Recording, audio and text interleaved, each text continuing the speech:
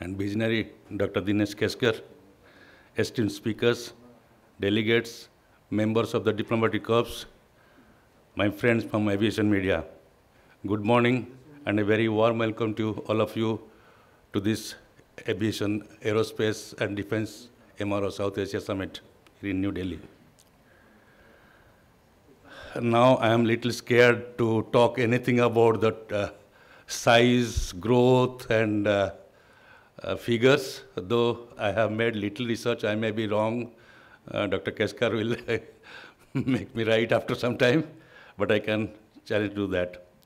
The growing aircraft fleet size in India and market for LCC airlines, in addition to an increased demand for technological upgrades of existing fleet, are expected to provide the anticipated boost to the South Asian MR market during the next couple of years.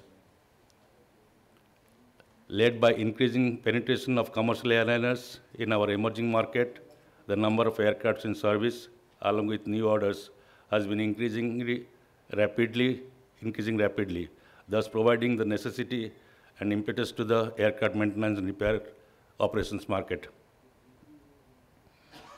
The Asia Pacific region, which Dr. Keskar leads for Boeing, is witnessing an exponential increase in daily air traffic, owing to the growing number of MRO facility establishment in the region through joint ventures of OEMs with in-country facilities.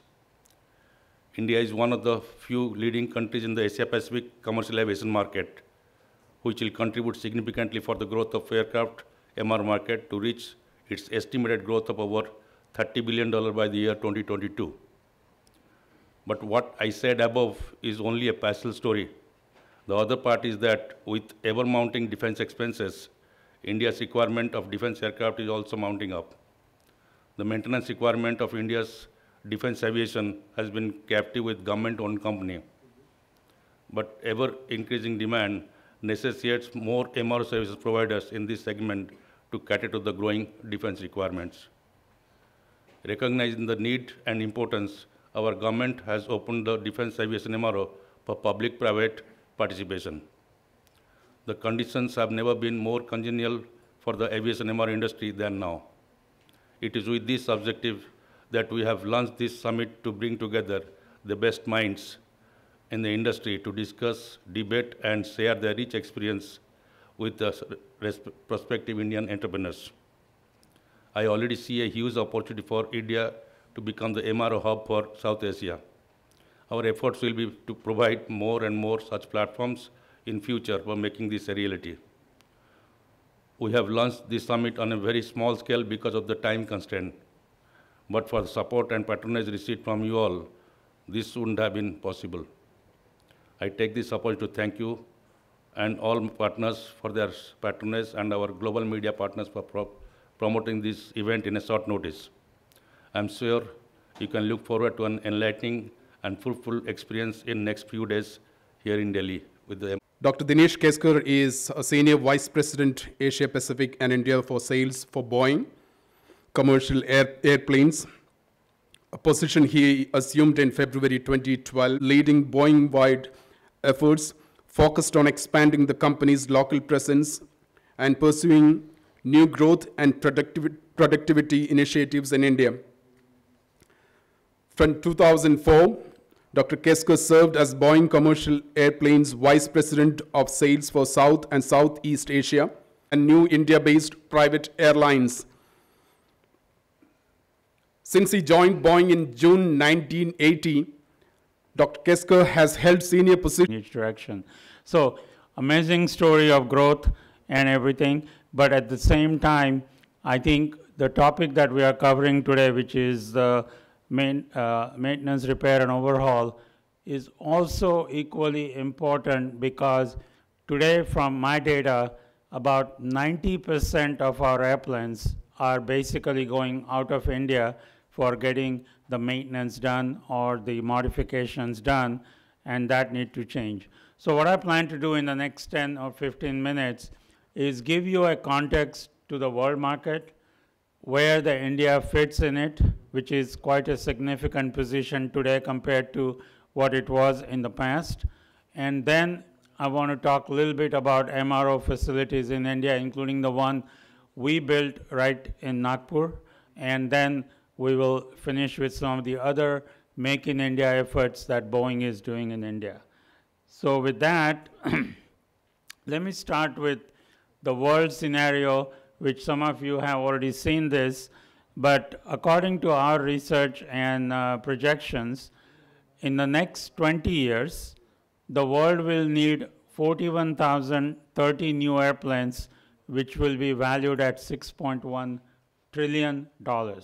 So it is huge, huge market that remains to be tapped, and this is why aviation is going to be continue to play a major role in all economies of the world, including right here in India. If you can see the chart in front of you, you can see that roughly 72% or 3/4 of the total are going to be single aisle airplanes, which is airplanes like A320, 737 MAX that are coming into play now. And those will be the ones that are used for domestic travel, which has a range of about 6 hours or so. But remember, the other airplanes which are now flying everywhere in India with Air India and Jet Airways, and soon other airlines in India which will go international are the 777 and 787s.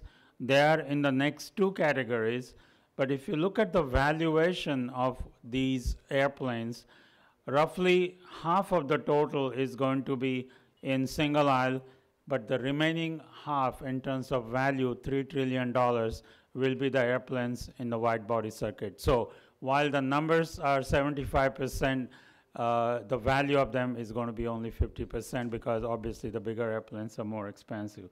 So how does that translate into India? So this is a forecast which we had released in India a few months ago. India, according to our estimate, will need in the next 20 years 2,100 new airplanes valued at $290 billion US. Again, a huge market. It is 5% of the world's market. I can tell you if I was standing here in the early 2000s, that number won't have been even 0.5%. So India has come a long way in terms of what its needs are, how big the aviation is in India, and certainly Air India, which was the pioneer in this, has played a big role in growth of aviation in India, along with the LCCs. Now, a little bit higher than what you saw in the world forecast, 85% of the total airplanes in India will be the 737, A320 type. And the reason being the LCCs and the domestic capacity in India is so large, and the people who are now flying have propensity to fly and also have discretionary income to fly. These people can easily take about 85% of the total.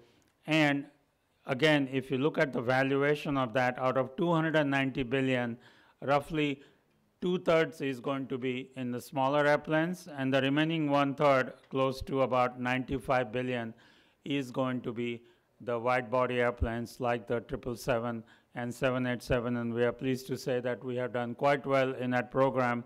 And this whole significant expansion for wide body for Boeing started with a large order from Air India, which was almost a decade ago. But this is what India will be looking for and India will be needing in the next 20 years, which is a large market. Now, obviously, all of these airplanes need work. They don't fly perpetually.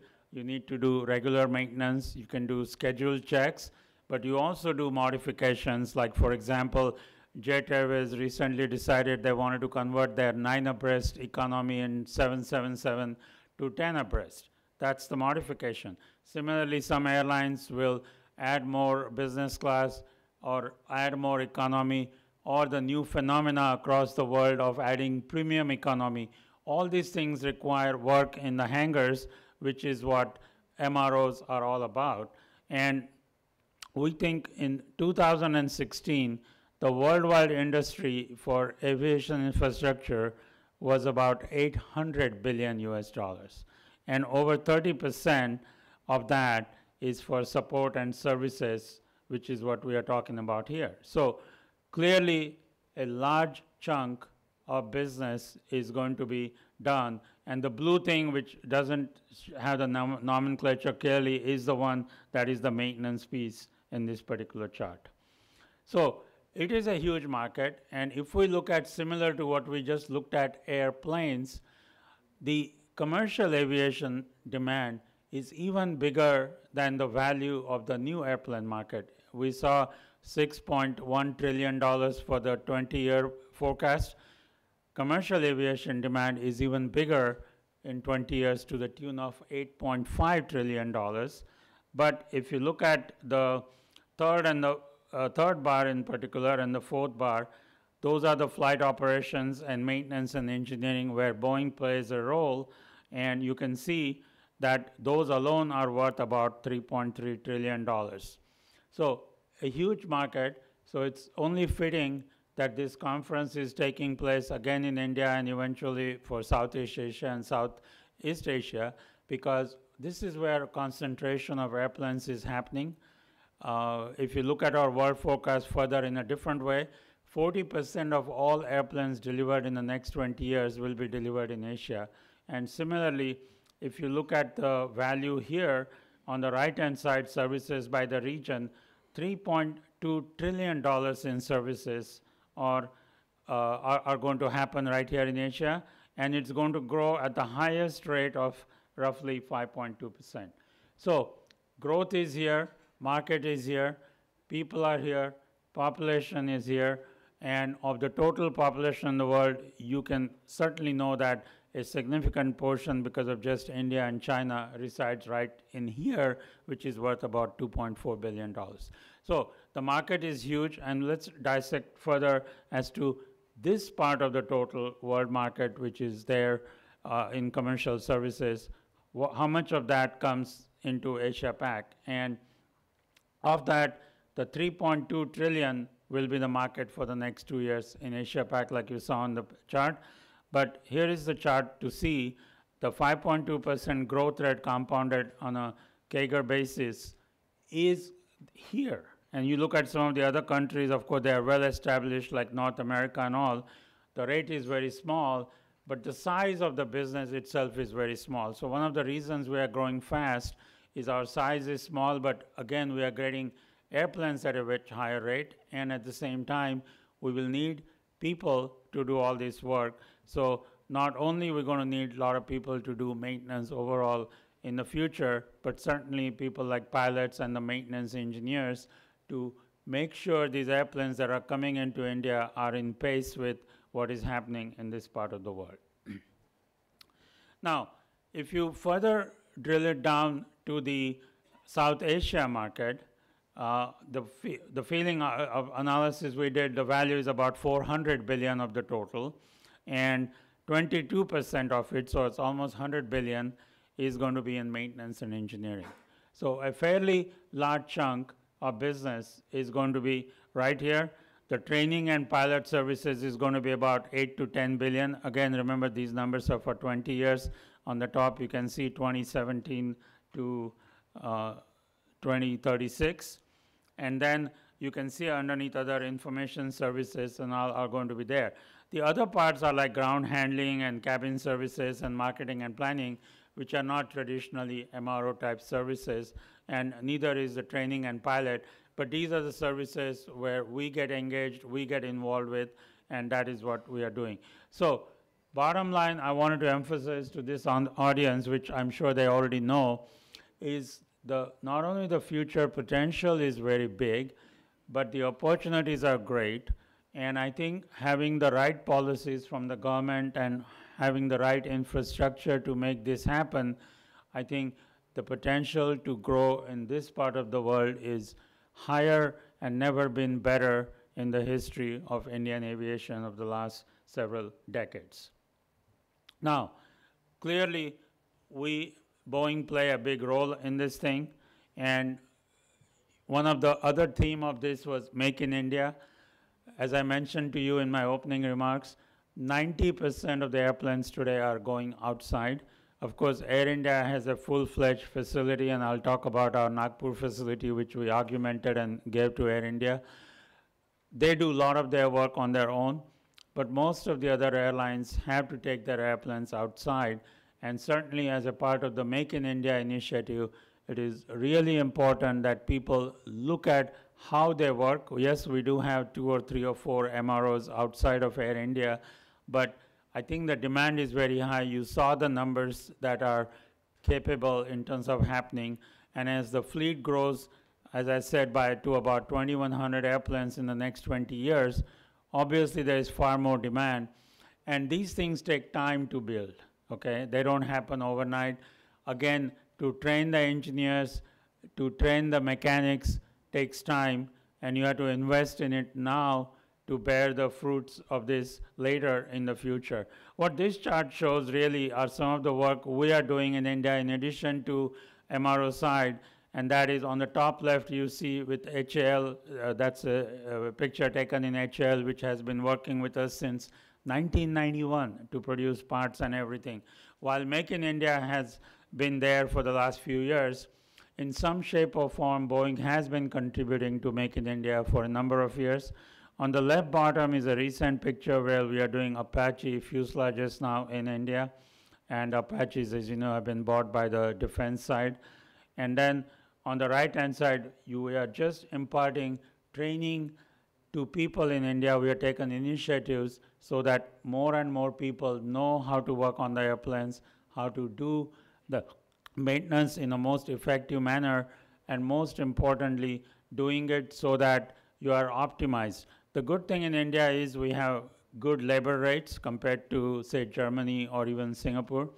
And what we have to do is increase our efficiency better, and by doing so, we will continue to have lower cost in maintenance, which means we can keep the fares low, which further means the growth rate can be even better. Right now, we are expecting, last few years, India has seen growth rates in the excess of 15%, sometimes touching into 20%. Our long-term forecast for the 20 years is about 8% growth, but the next 5 years will still be double-digit, about 12% to 15%, depending on how things are going. And more people are getting involved with such training in India, and we are really proud to see more and more Indian entities getting engaged into this thing as we go forward. This is a picture of the MRO in Nagpur, which as a part of the 68 airplane deal that was done in 2005, Boeing committed to actually create a facility.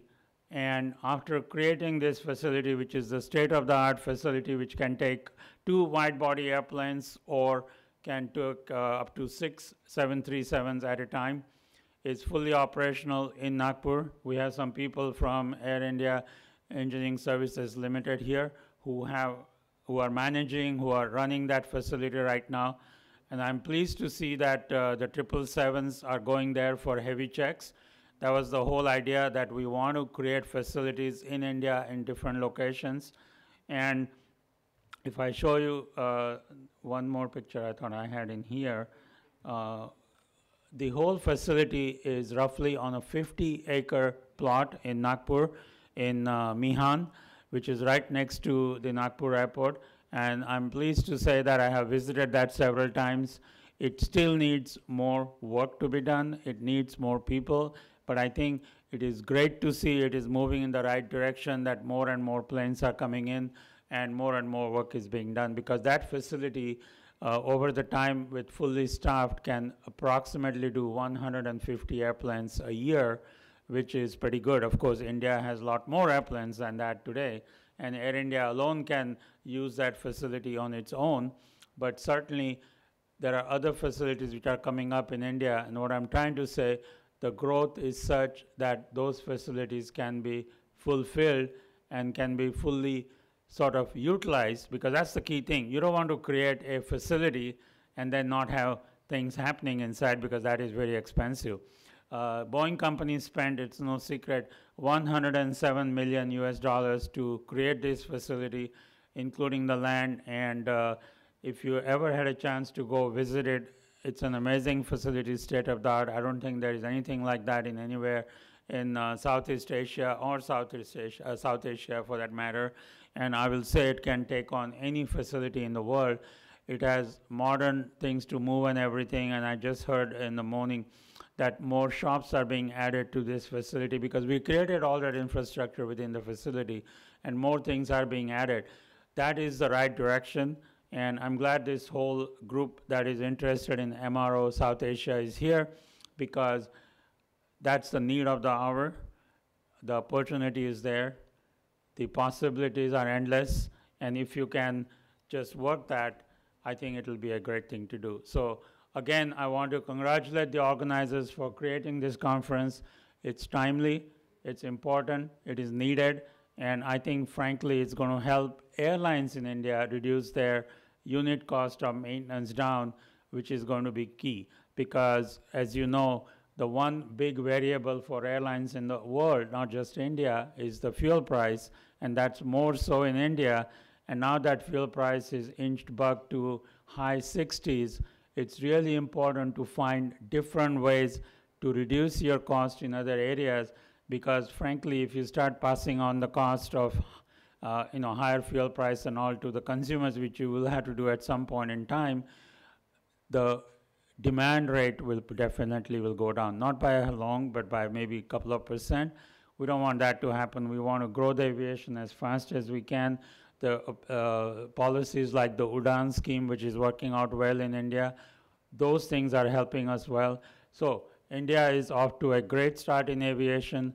As a boy who grew up near Nagpur and Amravati, I've seen nothing in aviation. And then from '87, when I started working in India, which is almost now more than 30 years, I have seen aviation come a long way. So all I say is keep the torch in your hands and keep that moving because the future is ours. And as Mr. Patra said in his opening remarks, clearly we need to have more entrepreneurs, more people take into this field so we can do generic growth in India with Make in India and keep our airlines safe and flying in a great shape. And I want to close by thanking my dear friend, Mr. Patra, who's standing in back. I'm here at his invitation, and I travel a lot now, having covered all the Asia, but I couldn't say no to him, so I'm here. So thank you again for listening to me, and have a great deliberations in the conference. Thank you. Much of a scope for additional maintenance requirements or additional maintenance facilities in India. But as the private airlines came into play, initially with used aircraft, some of them with old Boeing 737-200, the needs for maintenance was high, but there wasn't really any support anywhere because Air India and Indian Airlines were too full with their own work. And I think, frankly, that led to a problem in aviation in India, and that is why the names are only history now, like East West and Modi Luft and Damania and all, which came and left because they just couldn't contain the cost. The big thing in the world, and more so in India because of fuel prices higher domestically than any place in the world, is how do you keep your cost in check? Because it's a very elastic requirement that you raise the fare, people are going to start moving to the train. We have been fortunate to have a huge train network, which is still there today, and people will immediately transition if they can get a better rate, particularly if you are going on holidays or visiting friends and relatives, because a family of 4 traveling by plane and a train can make a big difference. But now with the LCCs, we close that gap. Sometimes the train AC fares, I was told, are bigger or higher than the airplane fares if you book well in advance. And that is what is helping aviation grow in India to the extent we talked about. It's getting really big, and we need 2,100 airplanes. But the challenges still, Air Marshal, are almost the same. Infrastructure, finding the land, getting the land acquisition, the issues relating to the duties on the spare parts, issues relating to, now I'm not an expert on it, but the GST will have to play some kind of role in this whole thing. And I think a symposium like this can collectively come up with ideas and submit it to the government and the Ministry of Civil Aviation and Ministry of Finance, which can then take a call to say, if I want to grow and if I want to become the center of excellence, center of gravity in Southeast Asia, Southeast Asia for MROs, I have to give up on all these things. And the return for me will be bigger revenues, bigger things, and employment in my country, and skilled employment in my country. And I think that's where we should be headed to. We have to think it from that perspective, because having a skilled workforce which is earning well is an important part of country's fabric. And this is why America does great. Many of the developed countries do great because they have that luxury. Whereas here we don't. Yes, we have a handful of people, engineers who are doing well, but we need a lot more people doing well. So the challenges, I would say, are still there, but the positive and the good thing, conferences like that are going to, like a Swiss cheese approach, keep hammering out and keep making it better. And I think India has absolutely amazing future in aviation going forward. Okay?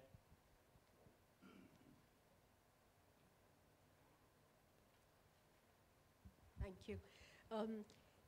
So your global services, a bit more on that, where you're planning to tap about $50 billion worth of MRO business in the next few years. Do you see mergers and acquisitions happening, and are OEMs taking over third-party providers' business? Well, I won't comment on that specific thing, but I will tell you one of the reasons, Boeing being a big OEM in the world, and as you know, we just delivered another 763 airplanes just this in 2017, we see the value of how many airplanes are needed, and you saw our projections.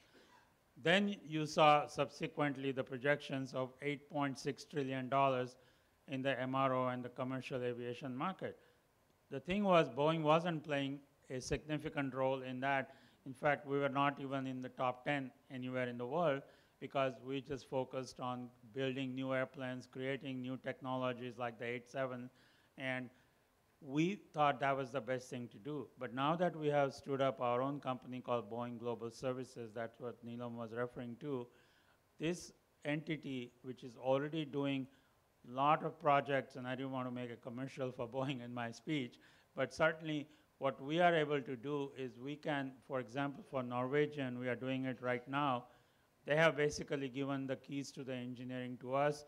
We maintain their inventory, we do their logistics, we have our own people working on their airplanes doing maintenance. We can take the whole thing. And as time goes, we want to offer this opportunity to more and more airlines. Right here in India, Air India is taking some of our services from BGS. We do something called airplane health monitoring. As the airplane is flying in real time, we can see what is happening to the airplane. Is there any particular part of the airplane that is showing some signs that need to be replaced? So you can do what's called a predictive maintenance rather than having to wait for the airplane to fail, and then you have to declare AOG and have the passengers go home. So there's a lot more to do in this arena. Boeing will certainly do that. Yes, Boeing has an aspirational goal of reaching a $50 billion market in the next several years. But certainly it can be done because the market is huge. And Boeing doing $50 billion in the next few years is still going to be not drop in the ocean, but I would say a few drops in the ocean of the $8.6 trillion. So yes, we will continue to work that. But by the same token, we won't be able to go to every country. We won't be able to do it everything everywhere. But we want to expand our footprint. Certainly in India, there are many entrepreneurs who can take on this challenge and work with particularly the private airlines who don't want to invest in their own infrastructure, in their own investment of maintenance, and create a whole new thing. Because our prediction is at some point in the future, and that could be more than 10 years away, the airlines would like to just have a situation where they sell tickets and fly people, and they would like somebody else to take care of their engineering and all to the extent possible. So that future is something as a vision out there, and it can happen. And if that happens, companies like Boeing and other entrepreneurs who are willing to take the chance, because there is no gain if there is no risk, will benefit from such an opportunity. Okay? Thank you, Neelam. We just have one more. Progressive strength to all of us here. I come from a legal background, And like any other commercial field, aviation is also not free from their legal hassles. As you rightly said in your speech, that we need right policies. Even though we have a lot of policies in place, and since I'm handling all these issues in the aviation field, I also teach aviation law from Nalsar, and a lot of industry experts come and voice out many disputes and all that. In your opinion, what kind of additional policies, regulations, and legal services that legal fraternity can provide to the aviation segment, because growth needs remedies too. And people see when there are so many legal problems, not a lot of people want to venture into it. That's one among the hassles. So what is that your suggestion? I think again, you're right. When we look at wanting to get any legal help for India, we typically go outside because we just don't know that many people. And there are a handful of people like yourselves who are sort of known to the aviation law, which is very complex. Then there is English law, there is New York law, and for Boeing there is our own state of Washington law, okay? And this whole thing typically doesn't come into play that much with OEMs and the airlines, okay? Because I have worked in Boeing for 37 years, and I don't know one litigation that took place with any of my customers. We always sit down across the table and solve it. But when it comes to leasing of the aircraft, selling of the used aircraft, return conditions on the airplane, there is huge amount of interpretation which can lead to a litigation, because we're talking about big dollars here, okay? And I think to walk into a lease with eyes wide open and understanding what I'm signing for is really important. And I think what happens in sort of newer entities around the world, not just India, but definitely in India, being a lawyer, you know that who has might can control the language, okay? And once you control the language, when things happen, you have to pay the consequence, okay? So I think education in law, which you said you are doing, is an outstanding.